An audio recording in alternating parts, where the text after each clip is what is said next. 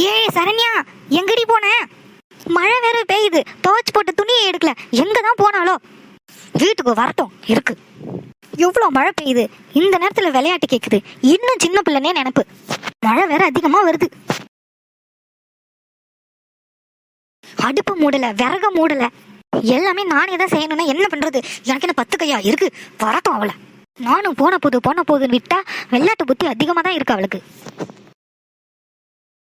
இந்த நேரத்துல அவளுக்கு என்ன விளையாட்டு வேண்டி கிடக்கு? ஒரே குளிருமா, சரியான மழைமா. ஆத்துல தண்ணி நிறைய ஓடுது. என்னடி சொன்ன? ஆத்துல தண்ணி நிறைய ஓடுதுமா, செம்ம குளிருமா. வீட்டுல வேலை கிடக்குது, ஆத்துல தண்ணி வருதான்னு பார்க்க போறியா? அப்படியே ஆத்தோட அடிச்சுட்டு போனீங்கன்னா என்னடி ஆகுறது? உங்க அப்பாவுக்கு யார் பதில் சொல்றது? ஒன்னும் கைய கால முறிச்சு போடணும்டி. எதுக்கு மாடிக்கிற? பின்ன உன்னை என்ன தூக்கி வச்சு கொஞ்சுவாங்களா? மழை பெய்யும் போது உனக்கு வீட்டுல எல்லாம் வெளியே என்னடி ஆட்ட வேண்டி கிடக்கு? பின்னாடி போய் பாரு, அடுப்பெல்லாம் நினைச்சு போய் கிடக்குது, விறகெல்லாம் நினைச்சு போய் கிடக்குது. நைட்டு சோத்துக்கு எப்படி? சிலிண்டர் எதுக்கு கொடுத்துருக்காங்க? அதுல ஆக்க வேண்டியதானே. வாய் ஒன்னும் குறைச்சது இல்லை. அப்பா வரட்டும், அப்பா கிட்ட சொல்றேன். எதுக்குமா அடிக்கிறேன்? அர்ஜுன், பாலு, Dress எப்படி இருக்கு? சூப்பரா இருக்கு. சரி ஒரு 5000 கொடு. என்னது 5000? 5000 எதுக்கு உனக்கு இப்போ? ஃப்ரெண்ட்ஸ்க்கு ட்ரீட் வைக்கணும்ல, அதுக்கு தான். அதுக்கு 5000? ஏய் வாலு, வர உன் சேட்டை அதிகமாயிட்டு தான் இருக்கு. இவ்வளோ செலவு பண்றதுக்கு உனக்கு யாரு தைரியம் கொடுத்தா? வேற யாரு? அண்ணன் தான். ஆஹா, 5000லாம் கிடையாது. வேணா 1000 தரேன், எல்லாருக்கும் சாக்லேட் வாங்கி கொடு. மேற்கொண்டு வேணும்னா ஒரு ஐஸ்கிரீம் வாங்கி கொடு. அதுக்கு மேலெல்லாம் செலவு பண்ணினா பிச்சு போடுவான். நீங்க வேலைக்கு போய் சம்பாதிப்பீங்கல்ல, அப்போ வாங்கி கொடுங்க. 5000க்கு வேணாலும் 10,000க்கு வேணாலும், சரியா? இப்போ நீ இன்னும் ஸ்டூடெண்ட் தான், மறந்துடாத. டேய் அர்ஜுன், ப்ளீஸ்டா, ஃப்ரெண்ட்ஸுக்குலாம் ட்ரீட் வைக்கணும்டா. ப்ளீஸ் அர்ஜுன், கொடு அர்ஜுன். நோ, 1000 வேணா ஜிபே பண்ணி விடுறேன். அதை வச்சு கேன்டீன்ல ஏதாவது ஸ்நாக்ஸ் வாங்கி சாப்பிட்டுக்கோ. இப்போ நான் எப்படி ஃப்ரெண்ட்ஸுக்கு ட்ரீட் வைப்பேன்? சரி வீடு, ஐஸ்கிரீமும் சாக்லேட்டுமே வாங்கி கொடுத்துக்கலாம். ஹாய் நீலா, இங்க என்ன பண்ணிட்டு இருக்க? உள்ள போவாம. நீ வரவேற்கிறதுக்காக நின்னுட்டு இருக்கேன். ஏன் என் மேல அவ்வளோ பாசமா? பிறந்த நாள் அதுமா யாரையும் திட்டக்கூடாதுன்னு பாக்குறேன். ஒழுங்கா ஓடிடு. இன்னைக்கு நிலாவுக்கு பிறந்த நாளா? ஐயோ பவி, எப்படா மறந்த? முன்னாடியே தெரிஞ்சிருந்தா என்ன பண்ணிருப்ப? எனக்கு மட்டும் முன்னாடியே தெரிஞ்சிருந்ததுனா இந்த காலேஜ் கேம்பஸ் முழுக்க ஹாப்பி பர்த்டே நிலான்ற பேனர் மட்டும்தான் இருக்கும். ஓஹோ, நம்ம கிளாஸ் ரூம் பெஞ்ச் ஃபுல்லா கிறுக்கி இருக்கே, அது யாருன்னு ஹெச்ஓடி வலை போட்டு தேடிட்டு இருக்காரு. நான் வேணும்னா போய் சொல்லிடவா? என் பர்த்டேக்கு பவித்ரன் பேனர் அடிக்கணும்னு சொல்றேன் சார்னு. ஐயோ, ஆளை விடுமா சாமி. என்னடி ஏதோ பரபரன்னு இருக்க? இல்லங்க, நம்ம பக்கத்து வீட்டு ரோஜா இல்ல, புதுசா நிலம் வாங்கியிருக்காங்க, நம்மளும் வாங்குவாங்க. அதுக்கு எங்க வழி இருக்கு? அவ சம்பாதிக்கிறா, வாங்குறா. நான் ஒரு வருமானத்தை வச்சுக்கிட்டு வீட்டையே ஓட்ட முடியல. இதுல நிலம் தான் ஒண்ணு கேடா. பிசினஸ் பண்ணலாமாங்க, நிறைய காசு வரும். அதை வச்சு நம்ம நிலம் வாங்கிடலாம், கார் வாங்கலாம், பங்களா கூட கட்டலாங்க. அட போடி, பிஸ்னஸ்னா என்ன சும்மா நினச்சியா? அதுக்கு இன்வெஸ்ட் பண்ணணும், நிறைய செலவாகும். அதுக்கெல்லாம் எங்க போறது? ஏங்க பேசாம நம்ம ஒரு பொட்டிக் வச்சிடலாங்க. நான் உங்களை அத்தான்னு கூப்பிட்டுட்டு வீடியோ போட்டேன்னா சும்மா லைக்ஸ் எல்லாம் பிச்சுக்கிறோம். அதை வச்சு நம்ம சாரி வித்து பெரிய ஆள் ஆயிடலாங்க. ஆமா ஆமா, நீ என்னை அத்தான் அத்தான்னு கூப்பிட்டீன்னா அப்படியே லைக்ஸ் பிச்சுக்கிட்டு உனக்கு பணமழை கொட்டுன்னு கனவுதான். பிஸ்னஸ்னா என்ன சும்மா நினைச்சியா?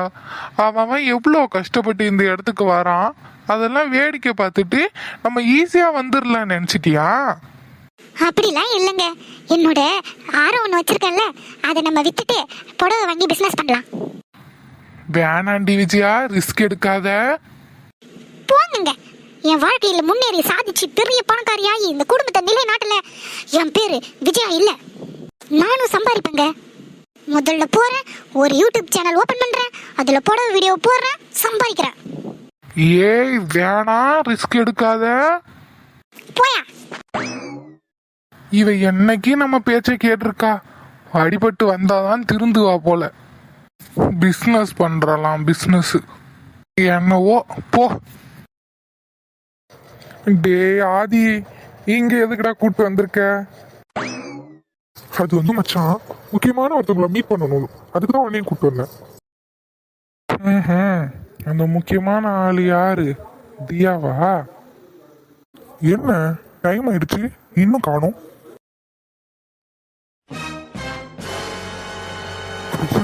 சுனாமி மச்சான், ஒரு நிமிஷம் என் கூட வாடா. டேய் எங்கடா கூப்பிடுற? என்னம்மா நீ சின்ன புள்ள மாதிரி அடம் பிடிக்கிற? என்னால உன்னை விட்டுட்டு எப்படிமா ஆபீஸ்க்கு போக முடியும்? அது ஒண்ணும் இல்லப்பா, ஒரு நாள் தானே, நான் பாத்துக்கிறேன். டேய் இங்க எதுக்குடா கூட்டிட்டு வந்த? இரு மச்சான், இதுக்கு தாமா நான் அப்பல இருந்து சொல்லிட்டு இருக்கேன், இந்த வேலையே வேண்டாம், என் கூட வந்து கம்பெனியை பார்த்துக்கோன்னு.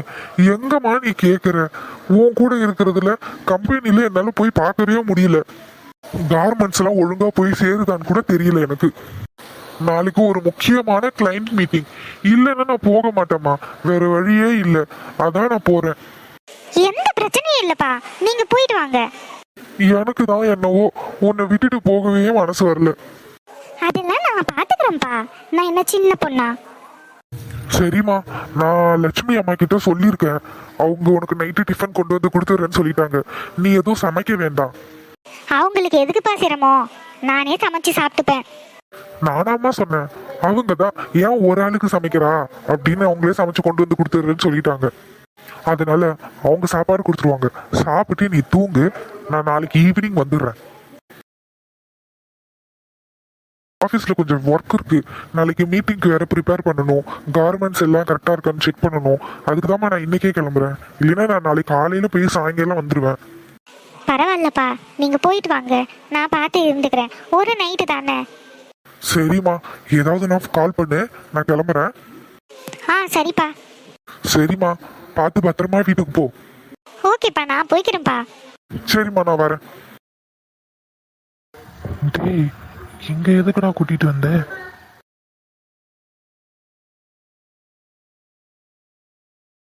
இரு மச்சான்.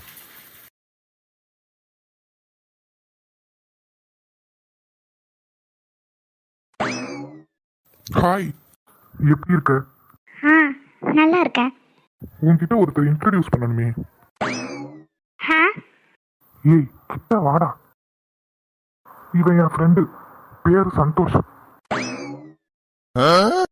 எனக்கு இந்த ஊர்ல எல்லாமே இவன் தான், அதான் உனக்கும் இன்ட்ரோடியூஸ் பண்ணலாமேன்னு கூட்டிட்டு வந்தேன். ஆமா ஆமா. ஹலோ சிஸ்டர், உங்களை நான் இந்த ஊர்ல பார்த்ததே இல்ல, ஊருக்கு புதுசா நீங்க? நீ பார்த்துருக்க மாட்டேன்னு தான் மச்சான் நினைக்கிறேன், ஏன்னா இவங்க ரீசெண்டா தான் இங்க ஷிஃப்ட் ஆனாங்களாம். ஓஹோ, அதான் பார்த்தது இல்ல போல. அப்புறம் மாமனார் எங்க போறாரு? நீ தானே அன்னைக்கு கூட சொன்ன உங்க மாமனார் தேடுவாரு நான் போறேன்னு, அதான் கேட்டேன், எங்கேயோ போறேன்னு சொல்லிட்டு போறாரு, எங்க போறாருன்னு. அவர் ஆபீஸ்க்கு போறாரு, ஏதோ வேலை இருக்குன்னு கிளம்பிட்டாரு. ஓ, எப்போ ரிட்டர்ன்? நாளைக்கு ஈவினிங். அப்போ வீட்டுல தனியா தான் இருப்பியா? ஆதி கொஞ்சம் அடக்கி வாசி. இல்ல மச்சான், உன்கிட்ட நான் சொன்னது இல்லைல்ல, இவதான் மச்சான் என் பின்னாடி அத்தான் அத்தான்னு சுத்தி வந்தா. அப்போலாம் எனக்கு யாருன்னே தெரியல, அதுக்கப்புறம் தான் நானே கண்டுபிடிச்சேன் நாங்க 2 பேரும் லவ்வர்ஸா இருந்திருக்கோன்னு. ஓஹோ, அப்போ நீங்க லவ்வர்ஸா இருந்தீங்களா மச்சான்? என்கிட்ட சொல்லவே இல்லை. அதான்டா எனக்கும் ஒன்றும் புரியல. உன்கிட்ட போய் சொல்லாம இருந்திருக்க. சரி விடு, கோச்சுக்காத, இப்பதான் சொல்லிட்டேன்ல. டேய், உனக்கு எப்படா நான் சொல்லி புரிய வைப்பேன்?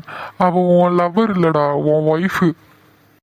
கோயில்ல கூட்டு போய் தாலி கட்டி கல்யாணம் பண்ணிட்டு இன்னைக்கு வந்து என்கிட்டயே இன்ட்ரடியூஸ் பண்றியா என் லவ்வருன்னு? இன்னும் என்னென்னலாம் கேட்க போறனோ தெரியலையே கடவுளே. சரி ஓகே தியா, நீ பார்த்து பத்திரமா வீட்டுக்கு போ. இல்ல நான் கொண்டு வந்து விடட்டுமா? இல்ல வேண்டாம், நானே போய்ப்பேன். ஓகே ஓகே, ஏதாவது நான் கால் பண்ணு. சரி சரி.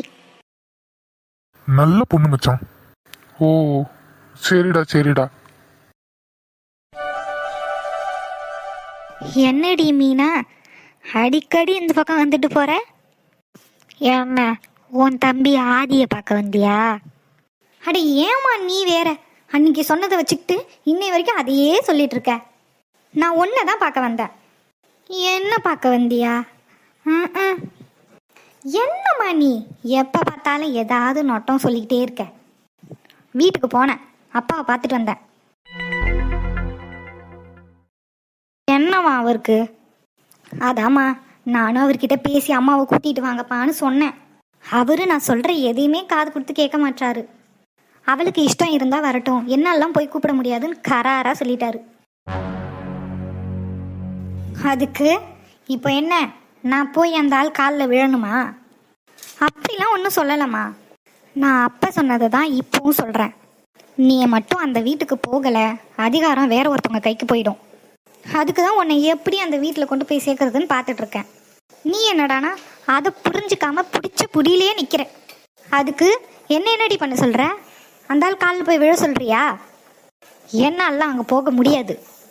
அம்மா புரிஞ்சுக்காம பேசாதம்மா. இங்கே பாரு, நான் உன்னை கூட்டிகிட்டு போய் விடுறேன். நீ பேசாமல் இரு, எல்லாத்தையும் நான் பார்த்துக்கிறேன். நான் சொல்கிறத மட்டும் கேளு, அது போதும் எனக்கு. என்னமோ பண்ணி தொலை, என்னெல்லாம் ஆனால் அங்கே வந்து கெஞ்ச முடியாது. உன்னை யாரும் இப்போ கெஞ்ச சொல்லலை. நான் கூட்டிகிட்டு போகிறேன், என் கூட மட்டும் வா.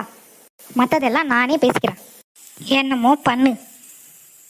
அப்போ சரிம்மா, பாட்டிக்கிட்ட மாமா கிட்டலாம் நான் பேசுகிறேன். அதுக்கப்புறம் நான் ஒரு நாள் உன்னை கூட்டிகிட்டு போகிறேன். நானா உன்னை கட்டாயப்படுத்தி கூட்டு வந்த மாதிரியே இருக்கட்டும். ஆமா மீனா, எப்போ வந்த? இப்போ தான் பாட்டி வந்தேன். என்ன விசேஷம்? ஒன்றும் இல்லை பாட்டி, சும்மா அம்மாவை பார்த்துட்டு அப்படியே அம்மாவை வீட்டுக்கு கூட்டு போகலான்னு பார்க்குறேன். எங்கே, உன் வீட்டுக்கா?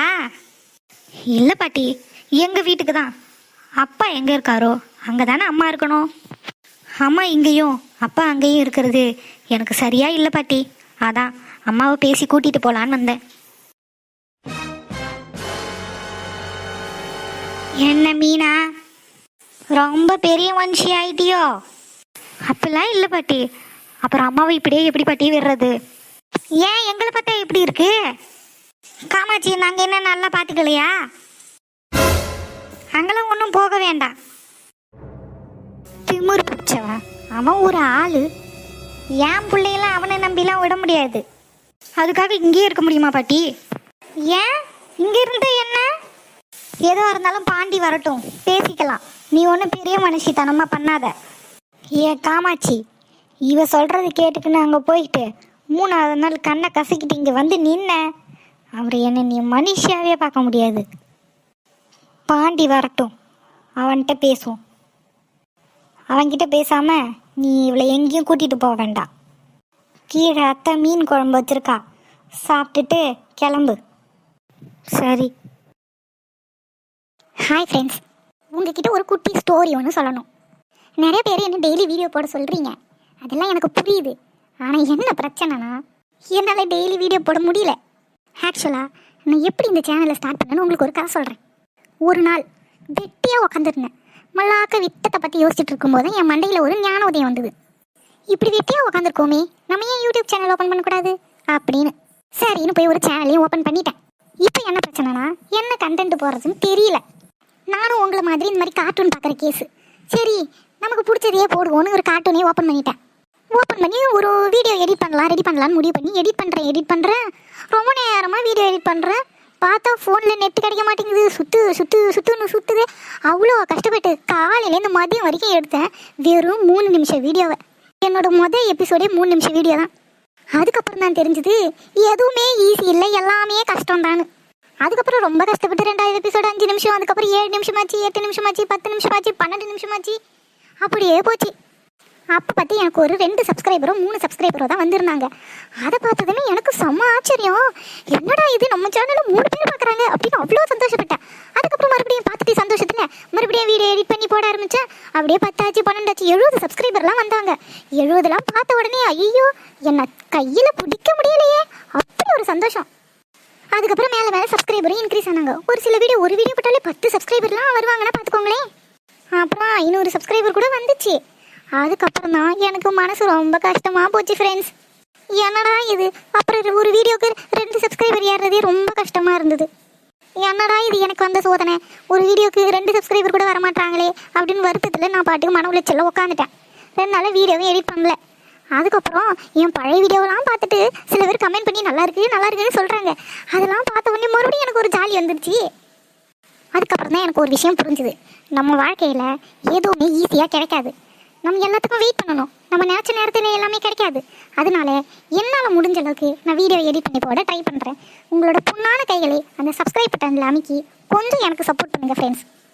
இதோட என் கதையை முடிச்சுக்கிறேன். நன்றி, வணக்கம்.